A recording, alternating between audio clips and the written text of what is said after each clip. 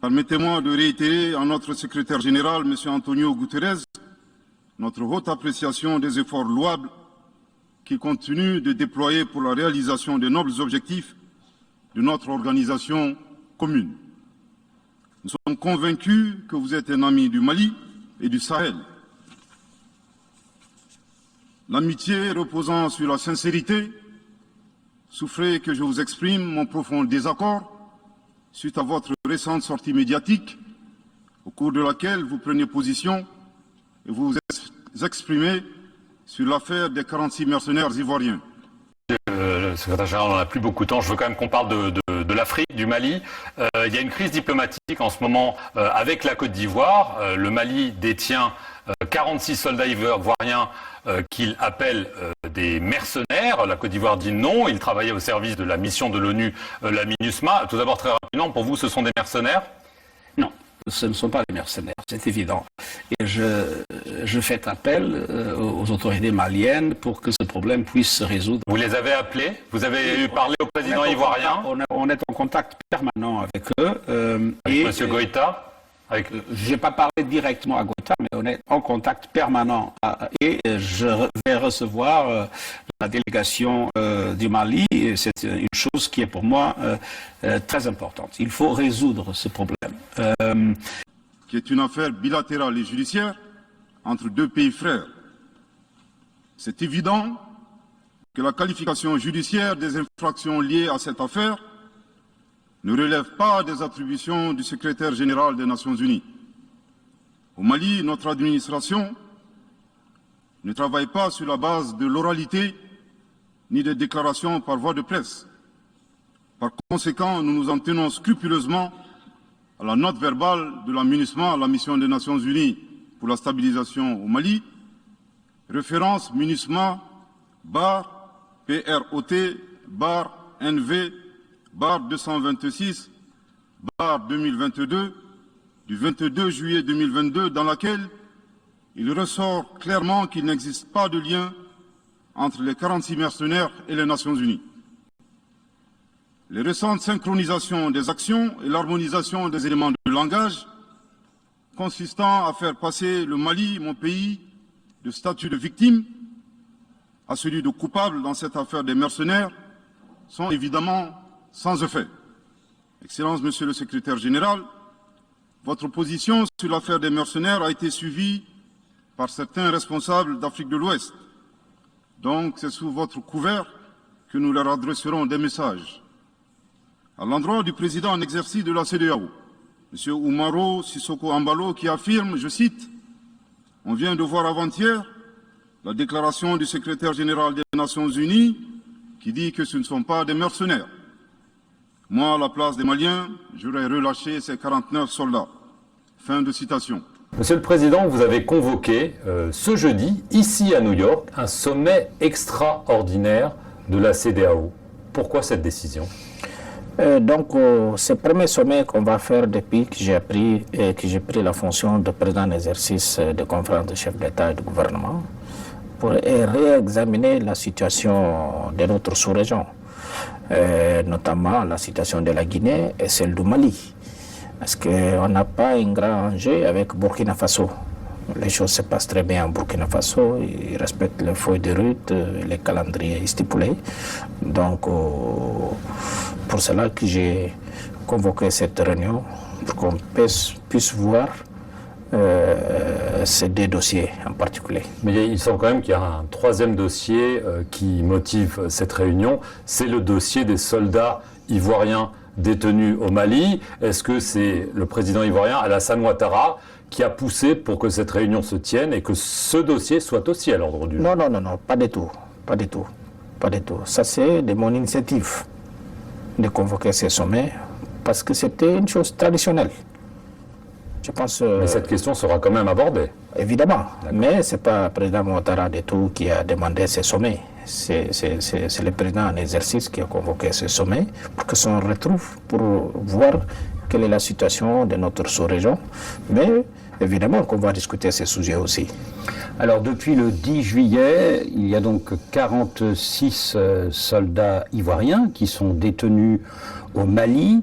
D'après Bamako, ce sont des mercenaires, mais d'après Abidjan, on dit que ce sont des otages, parce que le Mali, en échange de leur libération, réclame aujourd'hui l'extradition de 3 opposants maliens réfugiés en Côte d'Ivoire.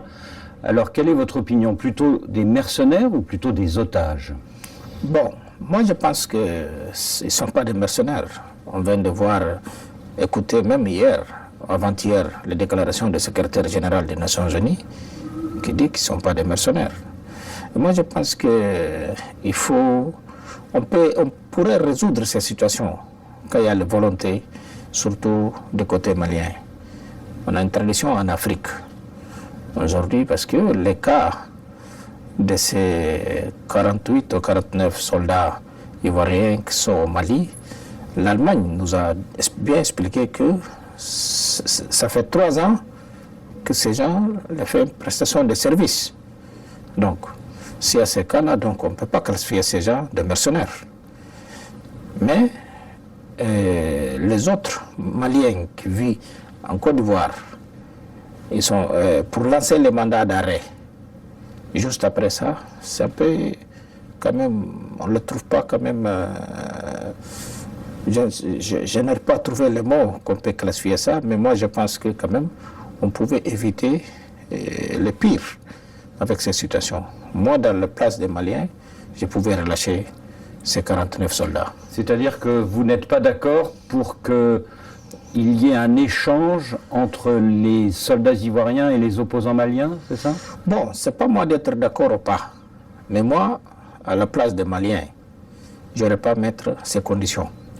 Alors justement, il y a eu ces dernières semaines des tentatives de médiation, il y a eu le Nigeria, il y a eu notamment le Togo, sans issue pour le moment, à part la libération de 3 femmes soldats, mais il y en a toujours 46 qui sont détenus. Alors très concrètement, est-ce que vous avez récemment parlé au colonel Assimi Goïta de cette question? Et est-ce que ici à New York, vous allez rencontrer le chef de la délégation malienne, le Premier ministre par intérim, Abdoulaye Maga, pour essayer de dénouer ce problème? Non, ce n'est pas prévu. Depuis que j'ai pris la fonction de président en exercice, je n'ai pas eu aucun contact avec Goïta.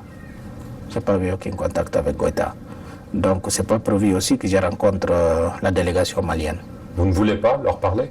Non, mais bon, moi je suis président en exercice de la CEDEAO, donc je ne peux pas me radicaliser pour dire que je ne peux pas parler en pays membre de la CEDEAO, même s'ils sont expulsés, mais ça c'est dans la conférence. Les choses de la CEDEAO, mais on ne peut pas les expulser aussi, qu'il n'y ait pas le dialogue. Parce qu'aujourd'hui, en tant que président en exercice, je dois parler avec tous les États membres.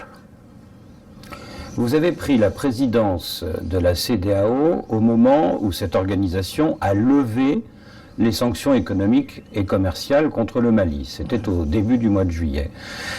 Si on n'arrive pas à régler ce problème des soldats ivoiriens détenus au Mali, est-ce que de nouvelles sanctions pourraient être mises sur la table ou pas?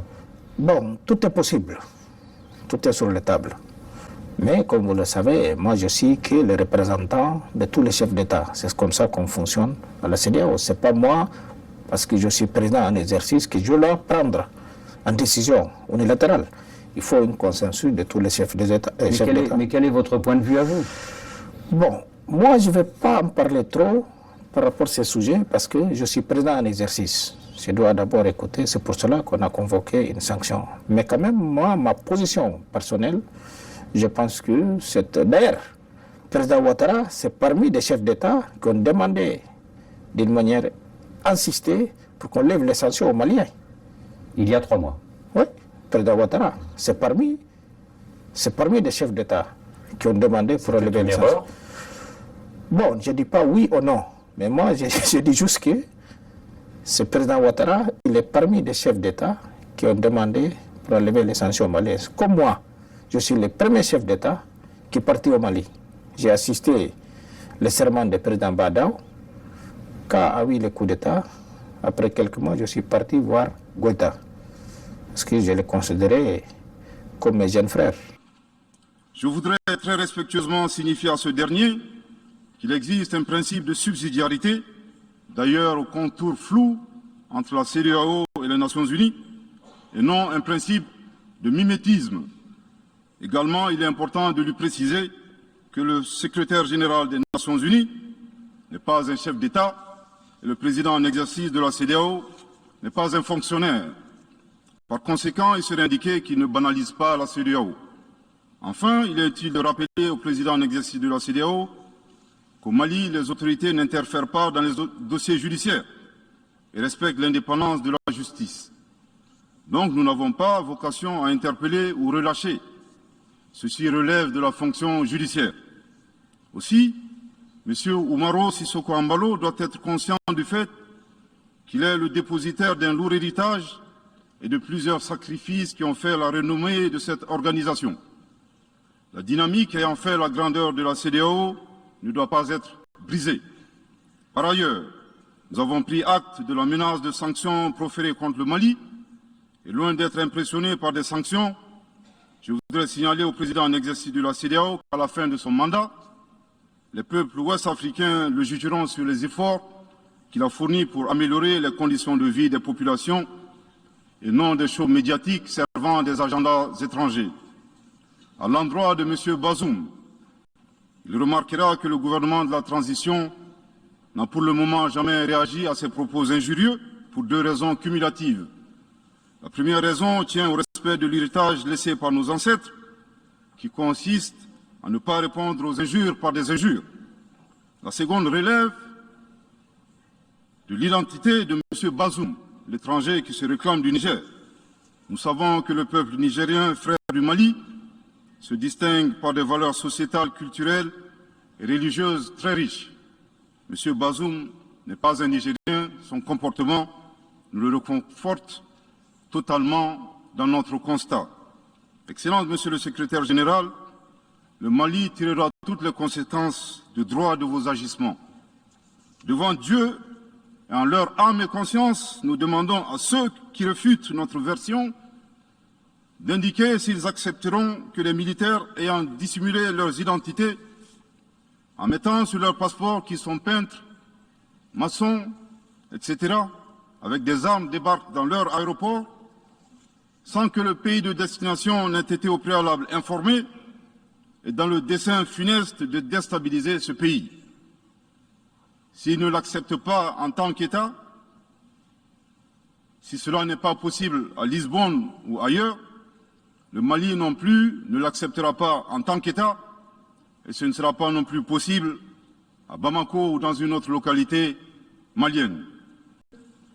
Le gouvernement du Mali dénonce les influences extérieures négatives et les tentatives d'instrumentalisation de certaines entités légalement présentes au Mali pour servir des agendas cachés, y compris à travers l'exploitation de la question des droits de l'homme aux fins de déstabilisation. Monsieur le Président, le monde se souviendra qu'après avoir été abandonné en plein vol le 10 juin 2021 par la France, qui a unilatéralement décidé de retirer la force Barkhane du Mali, mon pays a été ensuite poignardé dans le dos par les autorités françaises. La précision est d'autant plus utile que nous refusons tout amalgame avec le peuple français que nous respectons. Les autorités françaises, profondément anti-françaises, pour avoir régné les valeurs morales universelles et trahi le lourd héritage humaniste des philosophes des Lumières, se sont transformées en une junte au service de l'obscurantisme. Je répète, les autorités françaises, profondément anti-françaises, pour avoir régné les valeurs morales universelles et trahi le lourd héritage humaniste des philosophes des Lumières, se sont transformées en une junte au service de l'obscurantisme. Je répète pour une dernière fois. Les autorités françaises, profondément anti-françaises, pour avoir régné les valeurs morales universelles et trahi le lourd héritage des philosophes des Lumières, se sont transformés en une junte au service de l'obscurantisme. Obscurantisme de la junte française nostalgique, de pratiques néocoloniales, condescendantes, paternalistes et revanchardes, qui a commandité et prémédité des sanctions inédites, illégales, illégitimes et inhumaines de la CEDEAO et de l'UEMOA contre le Mali et mon pays. Après plus de 10 ans d'insécurité et en fait des milliers de morts, autant de réfugiés et de déplacés internes, n'est-ce pas un sacrilège de mettre une population malienne victime de l'insécurité dans un pays enclavé sous embargo pendant 7 mois, en procédant à la fermeture des frontières et la saisie des comptes financiers du Mali. Grâce à sa résilience et à la solidarité de pays amis et des peuples africains, le peuple malien a tenu et a déjoué les pronostics de ses adversaires. Obscurantisme de la junte française qui s'est rendue coupable d'instrumentalisation des différences ethniques, en oubliant si vite sa responsabilité dans le génocide contre les Tutsis au Rwanda, coupable également de tenter désespérément de diviser les Maliens, enfants d'une même famille. Enfin, obscurantisme de la junte française qui a violé l'espace aérien malien en y faisant voler des vecteurs aériens tels que des drones, des hélicoptères militaires et des avions de chasse plus d'une 50aine de fois, en apportant des renseignements, des armes et munitions aux groupes terroristes. Afin de se donner une bonne conscience, la junte française accuse le Mali de n'avoir pas été reconnaissant en se gargarisant de la mort regrettable de 59 soldats français au Mali lors de diverses opérations de lutte contre le terrorisme. À cette triste accusation, nous rappelons que dans la majorité des interventions d'officiels maliens et des cérémonies, nous rendons systématiquement un hommage à l'ensemble des victimes de l'insécurité au Mali, sans distinction de nationalité, donc y compris les 59 Français décédés. Aussi, nous les invitons à ne pas s'arrêter à si bon chemin et de remonter le temps, en passant par leur intervention en Libye, décriée par toute l'Afrique, sans oublier la participation forcée des milliers d'Africains à la Première et la Seconde Guerre mondiale, sans oublier la traite négrière qui explique le sort économique de beaucoup de pays. Combien d'Africains sont-ils morts pour la France et le monde libre dans lequel nous vivons? Monsieur le Président, eu égard à la gravité des faits commis par la junte française, le Mali, dans sa lettre en date du 15 août 2022, a demandé la tenue d'une réunion d'urgence du Conseil de sécurité des Nations Unies.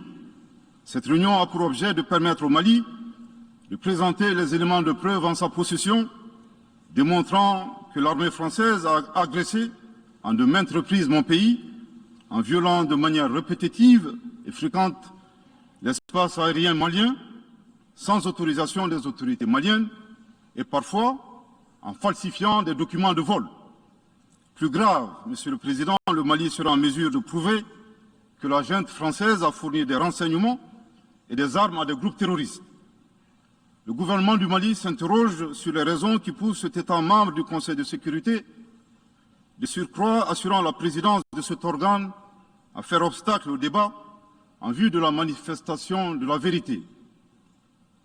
Le monde doit être édifié sur les faits graves qui se sont déroulés au Mali et qui sont à la base de l'aggravation de l'insécurité et de la déstabilisation du Mali et du Sahel. Par la saisine du Conseil de sécurité, le gouvernement du Mali entend mettre cet important organe chargé à titre principal du maintien de la paix et de la sécurité internationale face à ses responsabilités et dénoncer les agissements de la junte française contre mon pays. Ces actes hostiles sont incompatibles avec la Charte des Nations Unies et son statut de membre permanent. Il y va de la crédibilité de notre mécanisme commun, de l'efficacité de la lutte contre le terrorisme, mais surtout, il y va de l'intégrité de l'Organisation des Nations Unies, qui repose entre autres sur le respect des engagements internationaux, de la légalité internationale et de la Charte des Nations Unies. Monsieur le Président, il semble opportun pour le Mali de demander votre implication personnelle auprès du Conseil de sécurité des Nations Unies, afin que notre demande aboutisse pour que cesse la duplicité et la guerre par procuration imposée à mon pays. Je saisis cette opportunité qui m'est offerte pour remercier chaleureusement notre respecté aîné, son Excellence le Président Alassane Dramane Ouattara, pour les sages et éclairés conseils qui nous a prodigués dans son allocution mémorable à cette 77e session de l'Assemblée générale des Nations unies. Dans ce contexte de lutte contre le terrorisme, 46 soldats ivoiriens déployés en qualité de 8e détachement de l'élément de soutien national, NSE, au sein de la MINUSMA au Mali, ils sont injustement détenus depuis le 10 juillet 2022.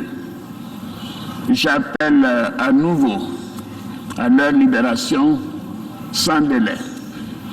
Mon pays encourage les autorités maliennes à concentrer leurs efforts sur la lutte contre le terrorisme et à mettre en œuvre de façon résolue les différentes étapes du chronogramme de la transition, ainsi que les réformes politiques et institutionnelles en vue des élections présidentielles prévues en février 2024 pour le bien-être du peuple malien.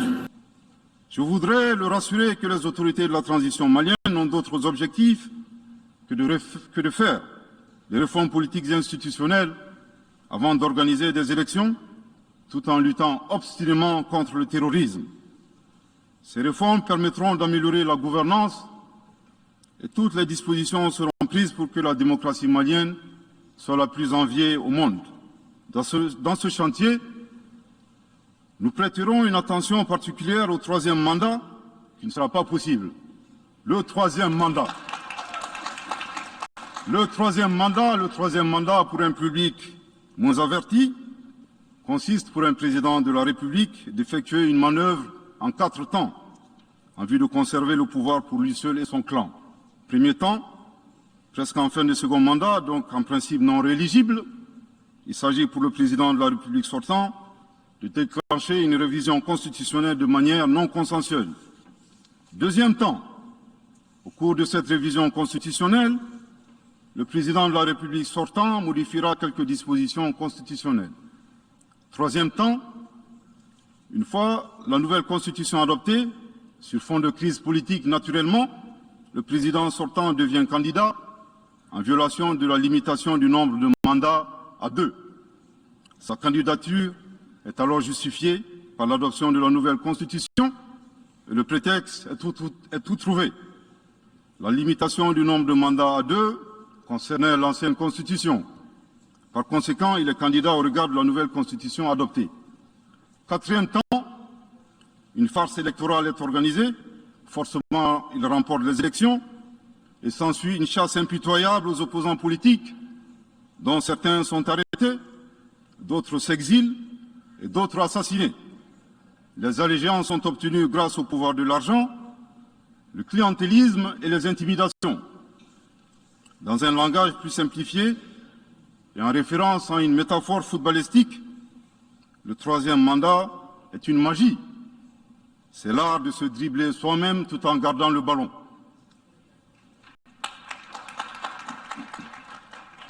Excellence, Monsieur le Président Ouattara, vos conseils nous rappellent la triste histoire du chameau qui se moque de la bosse du dromadaire. Malgré les efforts tangibles de la transition malienne, dans la mise en œuvre des chronogrammes des réformes politiques et institutionnelles et celui des élections, salués par la communauté internationale, Madame la ministre des Affaires étrangères de la junte française, à qui le Mali n'a pourtant rien demandé, a estimé qu'il n'y avait pas eu de progrès, oubliant que nul ne peut aimer le Mali plus que les Maliens eux-mêmes. Sa position singulière et son adversité ne nous surprennent guère. Victor Hugo, dans Claude Gueux, a classé le genre humain en 2 catégories, en indiquant, je cite, qu'il y a des hommes qui sont fers et des hommes qui sont aimants. Fin de citation. Madame le ministre, dont il s'agit malheureusement, n'est ni fer, ni aimant, elle est hideusement sui generis. Devant l'incertitude et les situations étrangères, le peuple malien adopte une attitude prudente. C'est ce que l'écrivain et le sage Amadou Hampâté-Bâ met en relief en conseillant dans l'étrange destin de Wangrin que, je cite, « Si observer est une qualité, savoir se taire préserve de la calamité. Fin de citation. Madame le ministre de la Junte française, le Mali vous conseille de vous contenter d'observer sa situation. C'est l'occasion pour moi de saluer les relations de coopération exemplaires et fructueuses entre le Mali et la Russie, tout en réaffirmant que le Mali reste ouvert à tous les partenaires qui souhaitent l'aider à relever les défis multiples qui l'assaillent, dans le respect strict de sa souveraineté, de son unité et de la dignité du peuple malien. Le Mali rappelle que, conformément à la vision du colonel Assimi Goïta, président de la transition chef de l'État, 3 principes guident l'action publique nationale. Premier principe, le respect de la souveraineté du Mali. Deuxième principe, le respect des choix stratégiques et de partenaires opérés par le Mali. Troisième principe, la prise en compte des intérêts vitaux du peuple malien dans les décisions prises. En application de ces principes, le Mali reste disposé à poursuivre et à renforcer ses relations de bon voisinage avec l'ensemble des pays qui l'entourent. De même, le Mali, fidèle à son engagement panafricain, continuera à œuvrer au sein des organisations sous-régionales et régionales pour la réalisation de l'intégration africaine. Également, l'atteinte des objectifs de la transition requiert l'accompagnement de l'ensemble des partenaires du Mali, y compris les Nations Unies. J'en appelle donc aux amis du Mali à rester mobilisés aux côtés du gouvernement en vue de l'aider à relever ensemble ces défis importants. Pour la grande majorité des États du monde, convaincus par le respect mutuel et le partenariat gagnant-gagnant, je leur garantis que les portes du Mali leur sont grandement ouvertes et les Maliens les accueilleront les bras ouverts. Pour la minorité qui serait tentée de ne pas respecter ces principes, nous leur promettons qu'ils feront face à des millions de Assimi Goïta, soucieux de défendre leur honneur, leur dignité et leurs intérêts vitaux. Je terminerai en donnant 2 conseils aux nostalgiques de la domination. Ayez le sens de l'empathie en traitant les autres comme vous voudrez être traités ou en ne faisant pas aux autres ce que vous ne voudrez pas qu'on vous fasse. Le second conseil, revoyez vos copies, revoyez vos modèles, revoyez vos logiciels pour intégrer le changement de mentalité et l'évolution du monde dans vos grilles de lecture et d'analyse. Sortez du passé colonial et entendez la colère, la frustration, le rejet qui remonte des villes et campagnes africaines, des populations africaines, et comprenez que ce mouvement est inexorable. Grâce au principe de la multiplication fractale, vos intimidations et vos actions subversives n'ont fait que grossir le rang des Africains soucieux de préserver leur dignité. S'il n'était qu'une centaine aux indépendances, aujourd'hui nous sommes des millions, et demain, tant que les paradigmes inégalitaires demeureront, nous serons des milliards. Le Mali et son peuple ne seront pas des spectateurs face aux assauts et l'adversité. Pour chaque mot employé de travers, nous réagirons par réciprocité. Pour chaque balle tirée contre nous, nous réagirons par réciprocité.